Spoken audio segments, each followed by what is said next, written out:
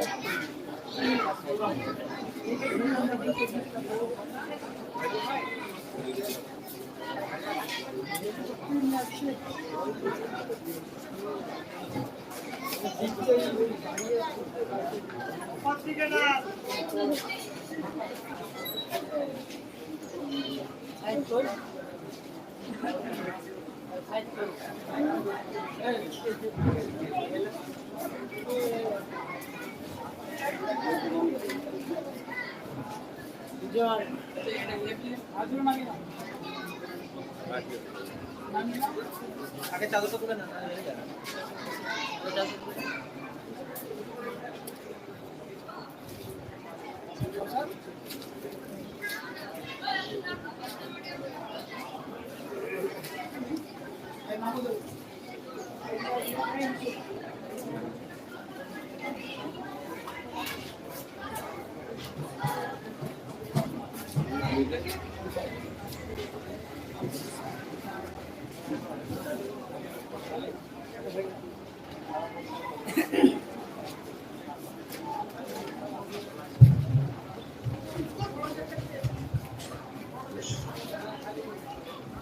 السلام عليكم.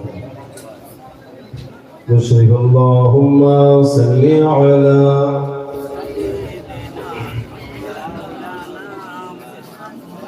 وعلى آل سيدنا.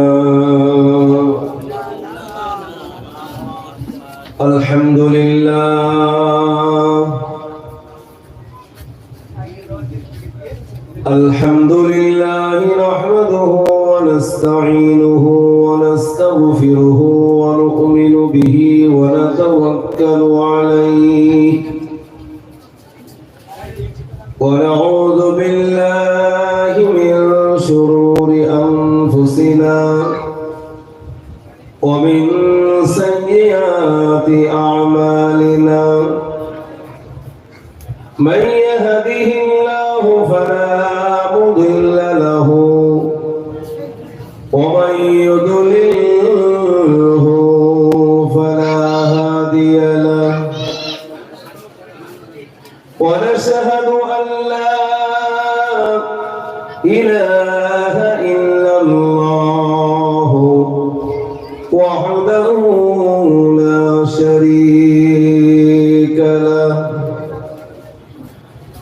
أما بعد فقد قال الله تعالى في كلامه المجيد وفي الفرقان الحميد.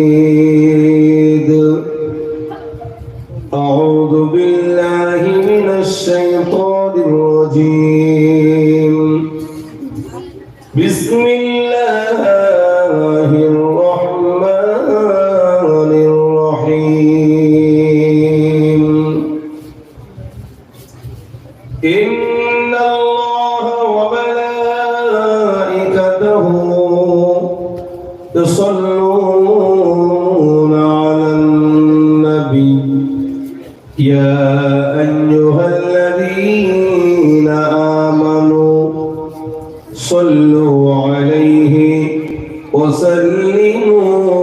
تسليما اللهم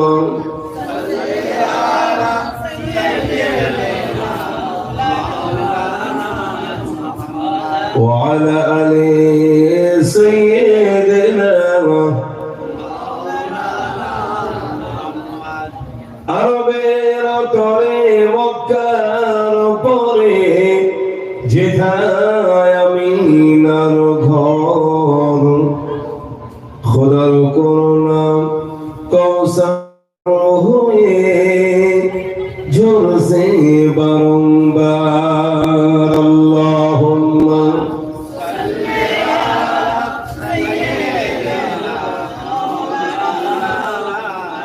وعلى آل سيدنا حب أحمد جله सीने में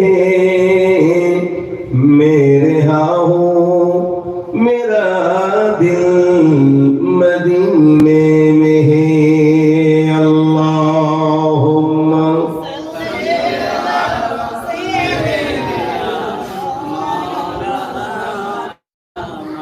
وعلى آل سيدنا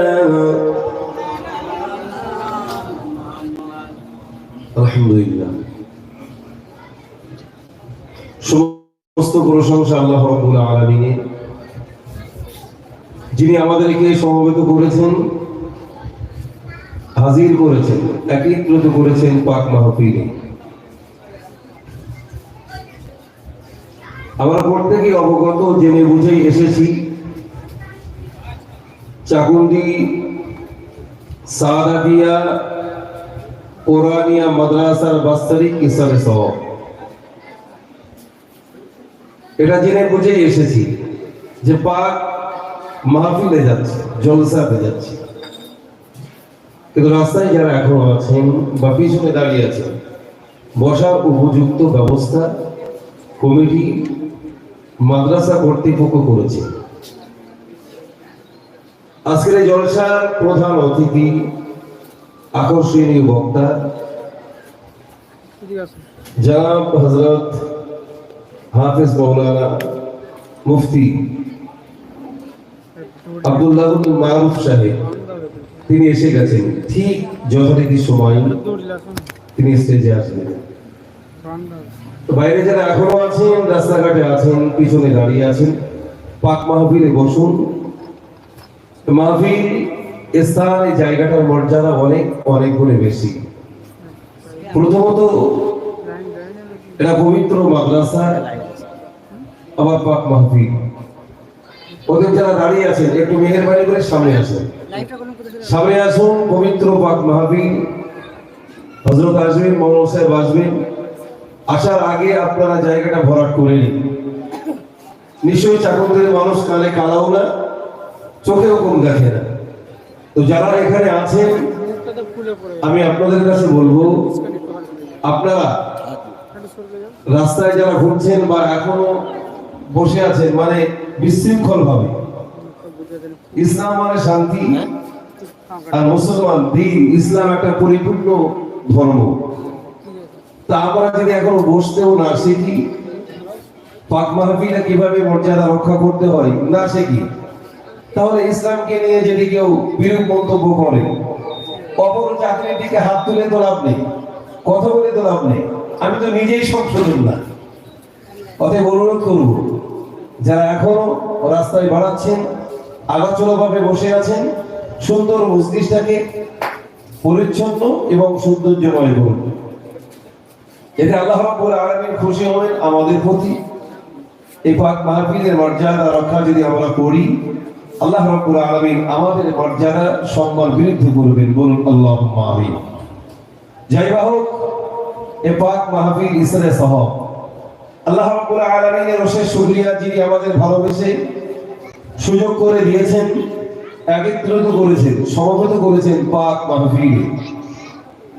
বিশ্ব নিয়ন্তা দশটা মহান আল্লাহ রাব্বুল আলামিন, যিনি আপনার আমার মালিক, রিজিকের মালিক, হায়াতের মালিক, এখানে আনার মালিক, সেই মহান আল্লাহ রাব্বুল আলামিনের শুকরিয়া আদা করি। আমরা সকলে বলি আলহামদুলিল্লাহ। পরপরে প্যারা নবী নবীর সরকার নবীর শ্রমণী আমিনার লাল আব্দুল্লাহ রক্ত জিগর, যে নবীর আগমনে ধুরির ধারা ধন্য হয়েছে, যে নবীর আগমনে মানুষ পেয়েছে মুক্তি, আলোর পথ, নাজাতের কান্ডারি, রহমাতুল লিল আলামিন। আল্লাহ রাব্বুল আলামিন নিজেই বললেন, ওমা আরসালনাকা ইল্লা রাহমাতাল লিল আলামিন, আমি তো পাঠিয়েছি তোমাদের কাছে আমার হাবিবকে রহমত স্বরূপ। জোরে বলুন সুবহানাল্লাহ। দুজাহানের বাদশা নবী মুহাম্মদুর রাসূলুল্লাহ সাল্লাল্লাহু আলাইহি ওয়াসাল্লামের প্রতি জানাই লাখো কোটি দরুদ ও সালাম। আমরা সকলে বলি সাল্লাল্লাহু আলাইহি ওয়াসাল্লাম। এই মাহফিল হবে আজকে, আমরা কিন্তু প্রথম শুনিনি, অনেক দিন থেকে শুনে আসছি। এই মাহফিল হবে, জলসা হবে, ইসালে সাহেব হবে। এর পরেও এই ভালো কাজগুলিতে মানুষকে বারবার রাখতে হয়, দাওয়াত দিতে হয়। কেন এই জাতি, এ কওম নবী আদম আলাইহিস সালাম থেকে নিয়ে কিয়ামত পর্যন্ত আমরা জানি নারী জাতি তো বেকাহারের তৈরি, আমরা জানি, কিন্তু আমরা পুরুষরাও যে সোজা এটা বলতে পারলাম না। কারণ এদের একরকম বোঝার হয় আর একটা বোঝে, যেভাবে চলতে বলা হয় আর একরকম ভাবে চলে।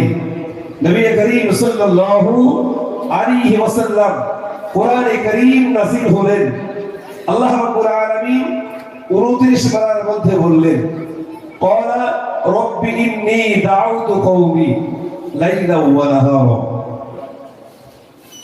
মানুষকে যতই বোঝানো হয় এরা বোঝে, কিন্তু অজ্ঞতার পরিচয় দেয়। আল্লাহ রাব্বুল আলামিন কোরআনে কারীমের মধ্যে আরো বললেন, জানা বোঝা জ্ঞান অর্জন করার পরে যে জাতি অজ্ঞতার মতো জীবনটা পৃথিবীর বুকে অতিবাহিত করে, পৃথিবীর বুকে চালিত করে, জ্ঞান আছে, জ্ঞানের প্রস্ফুটিত হয় না, বাস্তব জীবনে জ্ঞান বাস্তবায়িত করতে পারে না। অতএব এই জাতি জ্ঞান নিয়ে, বিদ্যা নিয়ে, বুদ্ধি নিয়ে যদি আমি আপনি সঠিকভাবে চলতে না পারি, যতই আমি পণ্ডিত হই না কেন, জ্ঞানের উচ্চ শিখরে আরোহণ করি না কেন, জ্ঞান অর্জন করেছি এটাই প্রমাণ হবে, মানুষ হয়েছি এটা কিন্তু প্রমাণ হবে না। মানুষ হতে গেলে নবী করিম সাল্লাল্লাহু আলাইহি ওয়াসাল্লামের আদর্শ, কালচার, নীতি, নবী করিম সাল্লাল্লাহু আলাইহি ওয়াসাল্লামের জীবন চরিত্র ফলো করতে হবে এবং সেই মোতাবেক জীবনটা অতিবাহিত করতে হবে। তাহলে কি হবে? ধরা থেকে সরাই পরিণত হবে। নিজের থেকে, জমিন থেকে যাদের ইজ্জত সম্মান ছিল না, এরাম ছিল না, অন্ধকারের অতন্ত্র দেশে যখন হাবুডুবু ঘটছে, নবী করিম সাল্লাল্লাহু আলাইহি ওয়াসাল্লামের সংস্পর্শে আসার কারণে, বিদ্যা বুদ্ধি জ্ঞান না থাকার কারণে নবীকে পাওয়ার পরে তাদের জীবনটা তারা পরিবর্তন করে নিয়ে আল্লাহ রাব্বুল আলামিন নবী তাদের সার্টিফিকেট দিলেন। আমার সাহাবীরা যারা একদিন অন্ধকার যুগের সঙ্গে আপোষ ছিল, দুনিয়ার মুখে ইচ্ছা মতো জীবনটা অতিবাহিত করছিল, আমি নবী মুহাম্মদ সাল্লাল্লাহু আলাইহি ওয়াসাল্লাম তাদের কাছে যখন এসে গেলাম, তারা পরিবর্তন হয়ে গেল, রাস্তা পরিবর্তন করে নিয়ে সোনার মানুষে পরিণত হলো। জোরে বলুন সুবহানাল্লাহ। তারা কি একটা আলেম হয়ে রাসূলের কাছে এসেছিলেন? বিজ্ঞ আলেম, পণ্ডিত, বিচক্ষণ ব্যক্তি না। নবী করিম সাল্লাল্লাহু আলাইহি ওয়াসাল্লামকে পাওয়ার পরে, আঁকড়ে ধরার পরে, রাসূলের নীতি, কালচার, আদর্শ, রাসূলের জীবন ধারাকে ফলো করে তারা সোনার মানুষে পরিণত হয়েছে। জোরে বলুন সুবহানাল্লাহ। আমি আপনি তো মুসলমান, নাম আমাদের ঠিক আছে, লেবাস পোশাক পরিচ্ছদ ঠিক আছে, পার্বণ রোজা ঈদ এগুলো ঠিক আছে, কিন্তু ব্যক্তিগত ইসলামের দিশারি, যে দিশা, যে শিক্ষা, যে জ্ঞান আপনাকে আমাকে চালিত করলেন, আর আমি আপনি নাম, জামা, পোশাক পরিচ্ছদ, পার্বণ গুলো ঠিক রেখে আমরা ইসলামের ধূত বুনিয়াদে আমরা কিন্তু পৌঁছাতে পারিনি। আমরা এই অনুষ্ঠানগুলোতে মুসলমান, পাক্কা মুসলমান। ঈদ, রমজান মাস, শবে বারাত, শবে কদর এখানে প্রমাণ হয়, এখানে আমরা প্রমাণ নেই যে মুসলমান। কিন্তু আমাদের ব্যবসা, আমাদের কাজ কারবার, আমাদের চালচলন, ওঠা বসা, আদর্শ, কথাবার্তা, নীতি মানার মধ্যে সেই রসুলের নীতি আদর্শ নেই। তাই আমরা যতই এই পার্বণগুলোতে, পবিত্র দিনগুলোতে মুসলমান হিসাবে পৃথিবীর মানুষের কাছে প্রমাণ করার চেষ্টা করি, পৃথিবীর মানুষের কাছে আমি ইমানদার বলে পুরস্কৃত করি, জাগ্রত করি, বোঝাতে চাই। কিন্তু আমি আপনি কি আমার আল্লাহকে বোঝাতে পেরেছি যে আমার আপনার ইমানটা ঠিক আছে? এটা কি বোঝাতে পেরেছি? না। বরঞ্চ এই জাতিকে যত শিক্ষার কথা বলা হয়, যত হিদায়াতের কথা বলা হয়, দ্বীনের কথা বলা হয়, সত্যের পথে চালিত কথা বলা হয়, এরা ততটাই বেঁকে যায়, এরা ততটা বেকা চলে, উল্টো পথে চলে। আল্লাহ রাব্বুল আলামিন বললেন, নবী ইব্রাহিম খলিলুল্লাহ আলাইহিস সালাম বলছেন, ক্বালা রাব্বি ইন্নী দাউতু কওমি লাইলান ওয়া নাহারা। আমি তো ডাকবো শুধুমাত্র একটা ঘন্টার জন্য। আমন্ত্রিত ওলামা হযরত যারা এসেছেন, আমন্ত্রিত ওলামাগণ যারা এসেছেন, 2 ঘন্টা 1 ঘন্টা দিনের কথা বলে চলে যাবে, বলবেন শরীয়তের কথা, জ্ঞানের কথা, হিদায়াতের কথা। এই জাতি খারাপ রাস্তা ছেড়ে দিয়ে দ্বীনের পথে যাতে চলতে পারে, আগ্রহ বাড়ে, তাদেরকে উৎসাহিত দেওয়ার জন্য, হিদায়াতের বাণী প্রচার করার জন্য, কণ্ঠ কোহাকে পৌঁছে দেওয়ার জন্য তাদের তো আনা হলো। দুর্ভাগ্য এটাই, আমরা ওয়াজ মাহফিল শুনি, মিলাদ মাহফিলে যাই, আমরা একটা পার্বণ হিসেবে ভেবেছি, উৎসব হিসেবে ভেবেছি, কিন্তু আমরা ভাবিনি এটা আপনার আমার জীবন পরিবর্তনের একটা ক্লাস। এটা কিন্তু আমরা ভাবিনি। আমরা ভেবেছি এটা ইসলামের সওয়াব, আমরা ভেবেছি এটা ঈদের মজলিস, আমরা ভেবেছি এটা পবিত্র কদমের রাত, আমরা ভেবেছি এটা পবিত্র দিনের মাহফিল, বিভিন্ন মাহফিলগুলো আমরা ভাবি এটা অনুষ্ঠান, কিন্তু আমরা ভাবি না এটা আপনার আমার জীবন বদলের একটা ক্লাস। এটা কিন্তু আমরা ভাবি, তাই তো আমরা এটাই হতে পারি না। আমরা শুধু শুনি, আমরা শুধু কোন আলেম ওলামা কি বলে গেল, কি কথা বললো, এটা নিয়ে সমালোচনা করি, কিন্তু আমরা আমাদের অপরাধের সমালোচনা করি না যে আমি এই কাজটা করেছি, এই অপরাধটা করেছি, এই লেনদেনের মধ্যে ফাঁকি দিয়েছি, কথাবার্তার মধ্যে ভুল ভ্রান্তি বলেছি, আমি উপার্জনের মধ্যে হারাম উপার্জন করেছি। আরে ওলামারা, হুফাজ গণেরা, দিনদার ইমানদারেরা, মুফাসসির মুহাদ্দিস গণেরা যে কথা বলে যান হিদায়াতের জন্য, এটা নিয়ে আমরা নিজেরা নিজেদেরকে সমালোচনা করি না, তাই তো আমরা হিদায়াত হতে পারি না। নবী নূহ আলাইহিস সালাম চেষ্টা করেছে, আমি আপনাদের 1 ঘন্টা 2 ঘন্টা বলবো। নূহ আলাইহিস সালাম বলছেন, ক্বালা রাব্বি ইন্নী দাউতু কওমি লাইলান ওয়া নাহারা। আল্লাহ রাব্বুল আলামিন নবী নূহ আলাইহিস সালামকে শুধু একটা মাহফিলের জন্য নবী করেনি, 1 লক্ষের একটু অধিক মানুষের নবী করে পাঠিয়েছেন।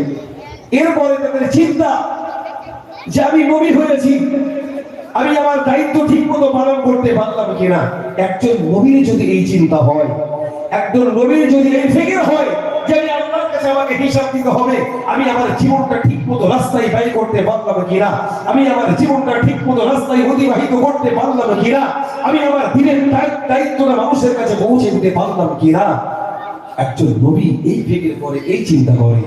আর আমি আপনি এই ফিকির করি, সকাল হয়, কাজে যাই, ফিরে আসি, সন্তানাদি সন্তান বিবিদের নিয়ে আনন্দ ফুর্তি করি, একটু মোবাইল দেখি, টিভিটা দেখি, ঘুমিয়ে পড়ি। এটাই আমাদের ফিকির, দুনিয়ার ফিকির। কিন্তু আল্লাহ রাব্বুল আলামিন কোরআনে কারীমের মধ্যে বলেছেন, ক্বালা রাব্বি ইন্নী দাউতু কওমি লাইলান ওয়া নাহারা। নবী নূহ আলাইহিস সালাম বলছেন, আয় আল্লাহ, আপনি আমাকে নবী করে পাঠিয়েছেন মানুষের হেদায়েতের জন্য, আমার জাতির হেদায়েতের কথা বলার জন্য, তাদেরকে দ্বীনের রাস্তায় ফিরিয়ে আনার জন্য। ক্বালা রাব্বি ইন্নী দাউতু কওমি, আয় আল্লাহ, আমি তাদের দাওয়াত তো দিয়েছি লাইলান ওয়া নাহারা, রাতে এবং দিনে।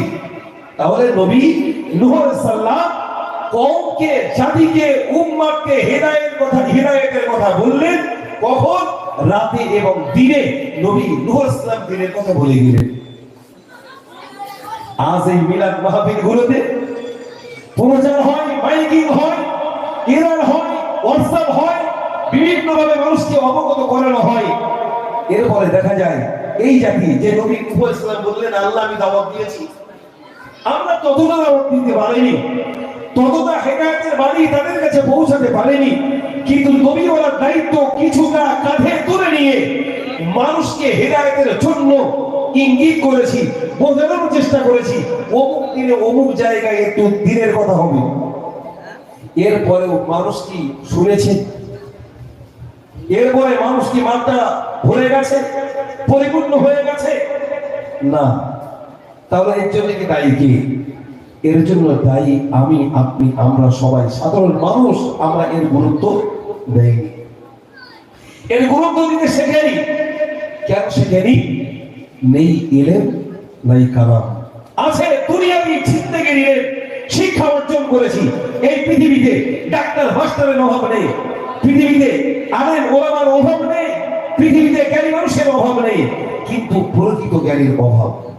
ডাক্তার মাস্টার হলো, মানুষ হতে পারেনি।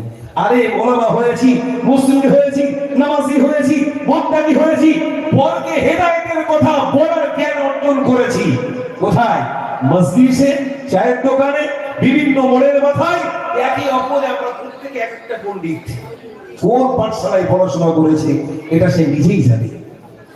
অতএব দেখা যায় এই জাতিকে কোরআনের কথা, হাদিসের কথা, আল্লাহর বাণী পৌঁছানোর কথা দেওয়ার জন্য বিভিন্ন ভাবে, বিভিন্ন অ্যাঙ্গেল থেকে, বিভিন্ন জায়গা থেকে তাদেরকে অবগত করানো হয়। এরপরেও জাতি বোঝে না। নবী নূহ সাল্লাল্লাহু আলাইহি ওয়াসাল্লাম বললেন, আয় আল্লাহ, আমার জাতিকে আমি বোঝানোর চেষ্টা করেছি। লাইলা ওয়া নাহারা, রাতে এবং দিনে। জোরে বলুন সুবহানাল্লাহ। একজন নবী বলছে, একজন নবী বলছে, আয় আল্লাহ, আমি আমার জাতিকে দাওয়াত দিয়েছি রাতে দিনে। ফালাম ইয়াজিদহুম দুআই ইল্লা ফিরারা।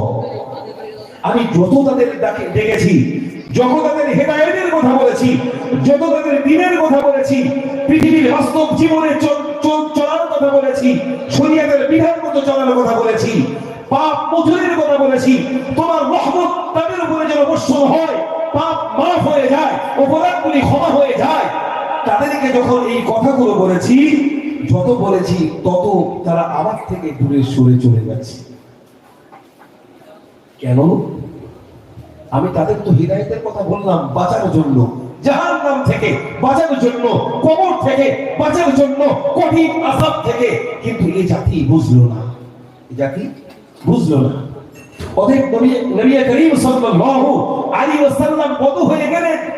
এই নবীওয়ালার দায়িত্ব, প্রত্যেক নবী দ্বীনের কথা বলে গেছেন, মানুষের কাছে বললেন সততার কথা, নিষ্ঠার কথা, হিকমতের কথা, আদর্শের কথা। শুধু নামাজ রোজা, নামাজ রোজা, এর মধ্যে ইসলাম দ্বীন সীমাবদ্ধ নয়। নামাজি মুত্তাকি রোজাদার হওয়ার সঙ্গে সঙ্গে সত্যবাদী হতে হবে, সত্য কথা বলতে হবে, দ্বীনের উপরে চলতে হবে, পিছিয়ে পড়া মানুষকে মাথায় হাত বুলিয়ে দিতে হবে, তাদেরকে সহানুভূতি দেখাতে হবে, সৎ উপদেশ দিতে হবে, পিছিয়ে পড়া মানুষদের শিক্ষার বাণী শোনাতে হবে, শিক্ষার দিশারি হতে হবে। এর নাম হলো ইসলাম। শুধু নামাজ রোজা করলাম এর নাম ইসলাম নয়। ইসলাম একটা পরিপূর্ণ জীবন বিধান।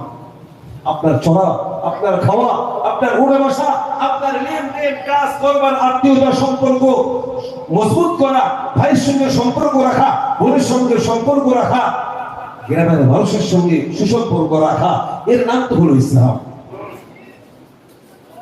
নবী নূহ আলাইহিস সালাম বললেন, আয় আল্লাহ, আমি আমার জাতিকে বলেছি রাতে দিনে, কিন্তু আমার জাতি আমার কথা শুনলো না। আমার জাতি আমার যত রেখেছি ততই তারা দূরে সরে চলে গেছে। ওয়াইন্নী কুল্লামা তাউতুহুম লিতাগফিরা লাহুম জাআলু আসাবিহাহুম।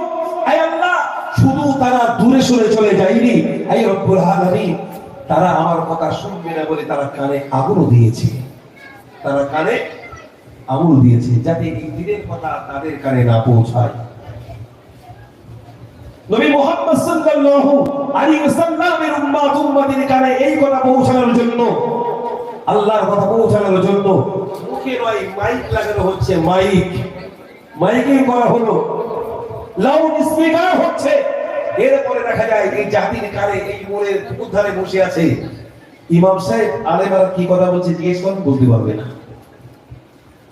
আল্লাহ নবী বলেছে এমন একটা যুগ, এমন একটা সময় আসবে আমার উম্মাদের মধ্যে, আমার গত হবার পরে, আমার ওফাতের পরে এমন একটা দ্রুত দিন আসবে, সময় আসবে, আমার উম্মাতরা এই অপরাধের মধ্যে হাবুডুবু খাবে।